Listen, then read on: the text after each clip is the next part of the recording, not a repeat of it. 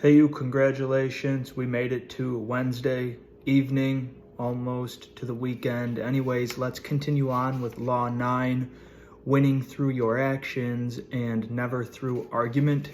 We went over the observation that was with Michelangelo, changing his superior's perspective. We went through the transgression. That was when the engineer failed to take the Roman consul's words into consideration, which was not good. He didn't choose actions to win.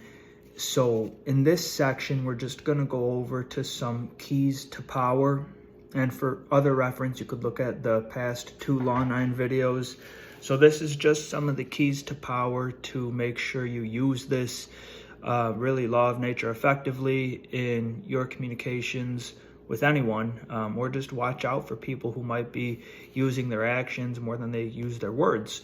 It's a great way to win. Anyways, keys to power here. Judge your moves by their long-term effects.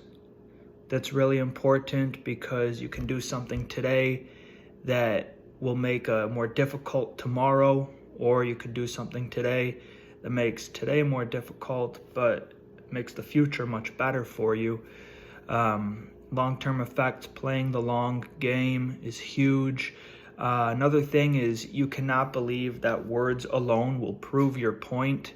Oftentimes your words in and of themselves will offend people because you got to think people oftentimes use their moods and insecurities to help interpret whatever you're saying. And many times, if you're trying to win just through your words, people are going to agree with you for a moment. But then once you're out of the picture, once you go home, they're going to go back to their regular train of thought. And you didn't do anything to prove yourself right. So it's not going to make a difference. That's why actions are much better than words. Arguing, it's really not good. That can create resentment. It could offend people. And whenever you're working with, say, your boss at work, maybe you're getting into politics and you're dealing with new people that have this sort of influence, then you want to do what you can to not offend them and not make them stir up resentment towards you. So really just don't argue with them and let your actions speak for yourself. Sometimes your actions might not have any meaning. We'll go back to Michelangelo. All he did was tap on the statue of young David's nose, sprinkle some marble dust, and made sure that the mayor was standing in a different place for a better perspective of the statue's nose, because before it looked bad when he was standing directly under it, but the nose was fine. He just needed a new perspective. So Michelangelo, he did his action of tapping on the nose and sprinkling the marble dust onto the floor, and it literally did nothing, but it did everything to help change his superior's perspective. Went a long way. Take an indirect route. If you're trying to win, even if it's through your actions, what we're going for, just take an indirect route. Really be inconspicuous about it. So, if you want something, go and get it, but don't make it apparent to everyone what you want. And you might offend people. Let's look at a reversal. So we're talking about Law 9, never win through arguments, always use your actions to win. And reversal is the opposite. So in relation to power, the use of a verbal argument is to court deception when caught in a lie. And you'll notice that people, a lot of the times when they're caught lying, they'll get loud, they'll try to defend their point. You might get a paragraph-long text message that you don't even want to read.